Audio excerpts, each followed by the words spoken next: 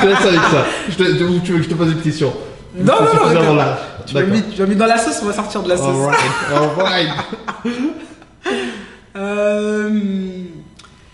En fait, je sais pas si c'est de la conscience. C'est ça la question. Est-ce que c'est de la vraie conscience en fait? Est-ce que c'est de la vraie conscience ou est-ce que c'est cet accès qu'on a à l'information qui est aussi aujourd'hui... déjà notre génération, pour comparer à ceux de nos parents, nous on lit, on arrive à lire des choses, donc on a beaucoup d'informations.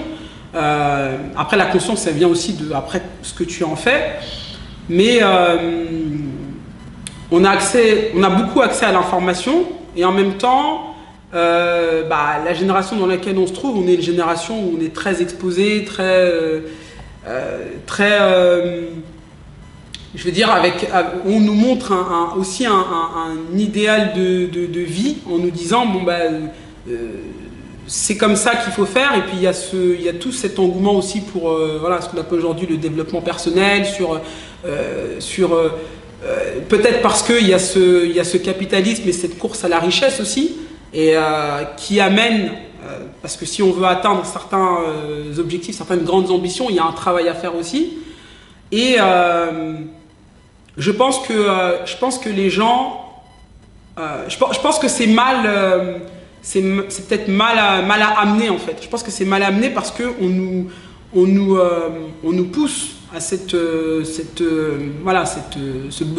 liberté, cette liberté en termes de richesse, de temps, de vie, etc.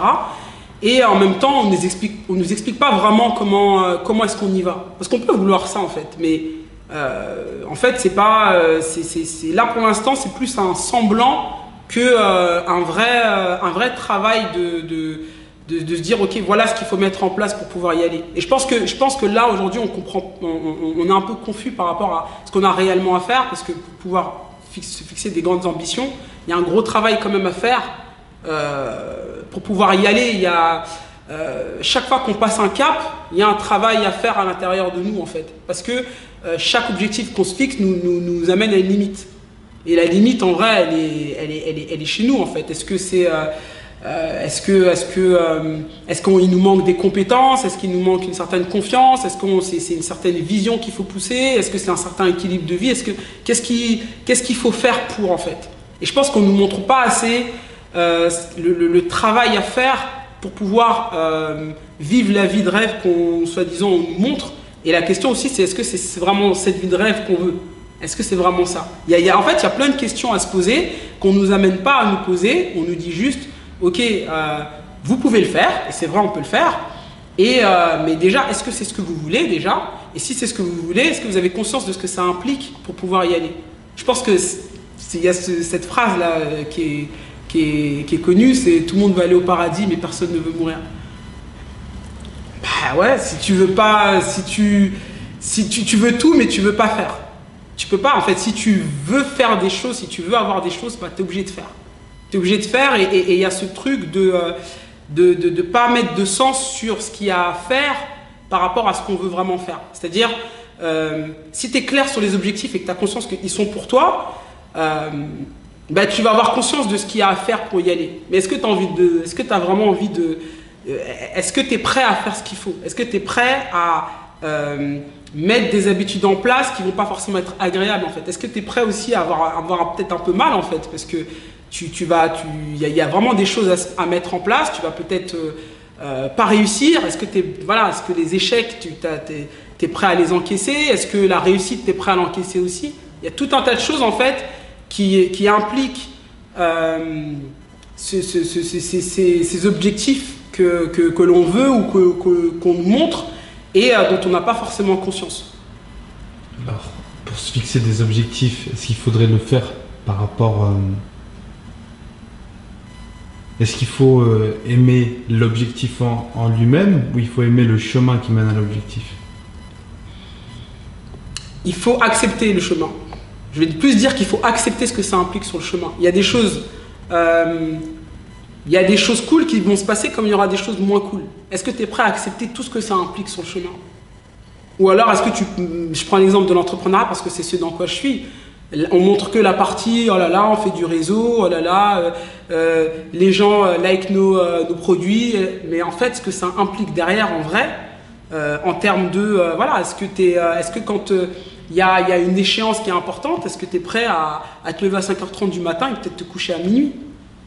Voilà. Est-ce que tu es prêt à troquer le 9h-17h pour ça, en fait? Et tout le monde n'est pas... Il y a beaucoup de gens, par exemple, qui me disent, voilà, c'est trop cool ce que tu fais, etc. Comment est-ce que tu vas vers ces objectifs? Et quand je leur explique comment je fais, ils n'ont plus envie d'y aller. Voilà. Parce que moi, je me lève à 5h du matin, je vais me faire accompagner parce que je me sens limité dans certaines choses. Se faire accompagner, ça veut dire, tu es confronté, tu es face à toi-même. Est-ce que tu es prêt à entendre des choses sur toi que tu ne sais pas? Voilà. Est-ce que tu es... moi, je ne savais pas que j'étais quelqu'un, par exemple, de ultra méfiante.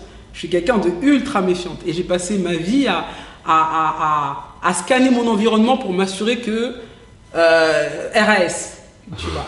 Voilà. Eh ben... ça vient de la peur, tu vois. Ça vient de la peur qu'on puisse nous faire quelque chose, etc. Bah voilà, moi qui suis avec ma personnalité, qui a l'air forte, qui a l'air, tu vois, je dis pas que c'est faux, tu vois.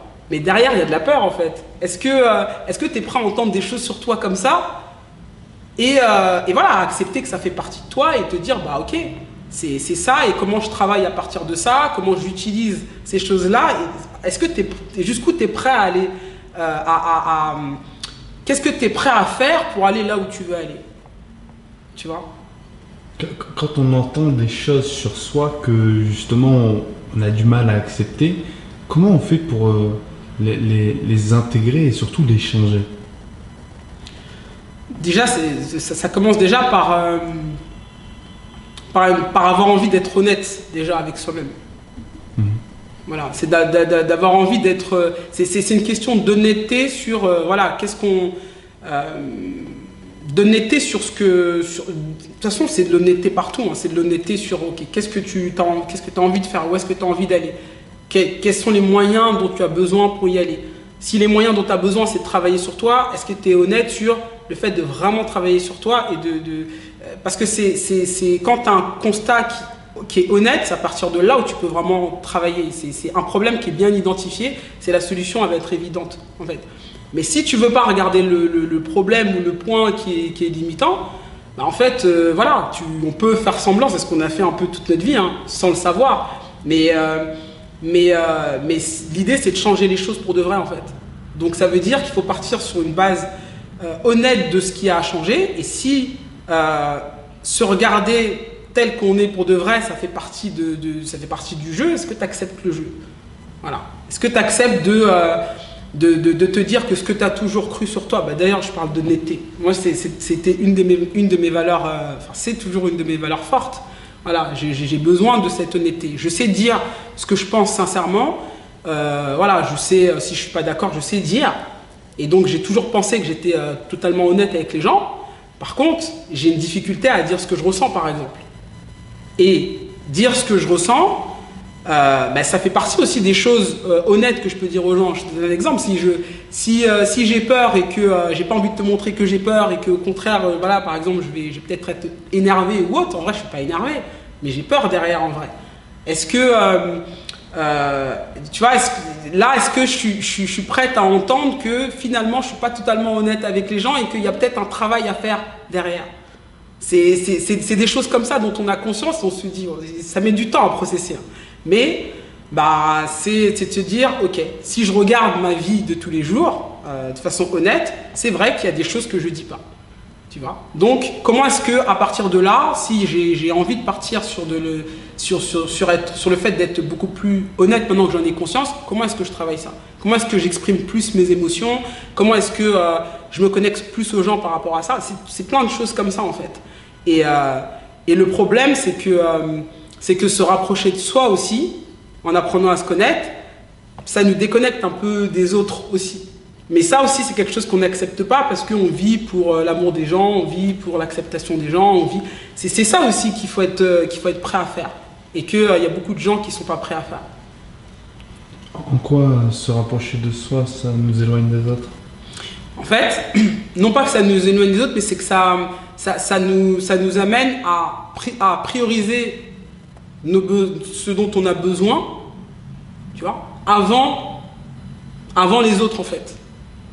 Alors que là, depuis toujours quand on grandit, c'est l'inverse qu'on fait. C'est l'inverse qu'on fait, parce qu'on fait des choses pour être accepté, pour être aimé, pour être vu, c'est ça qu'on fait inconsciemment. Et c'est pour ça aussi qu'on n'est pas forcément bien en fait, parce que parfois c'est déconnecté de ce qu'on veut nous vraiment en fait. Et quand on comprend ça et qu'on se rapproche de ce qu'on veut vraiment et ce dont on a besoin, bah parfois ça veut dire dire non à des personnes, ça veut dire refuser des choses. Mais si on l'a toujours vu comme étant ne pas être accepté, bah en fait ça va être difficile. On va avoir du mal à se choisir soi et pas choisir les autres. Tu vois, je dis juste qu'il y a un ordre en fait. C'est d'abord toi et après les autres. Alors qu'on a l'habitude de faire les autres et après nous. C'est vrai que tout le monde n'est pas prêt à l'entendre, comprendre ce que ça veut dire. Ouais. C'est pas parce que tu dis d'abord toi que c'est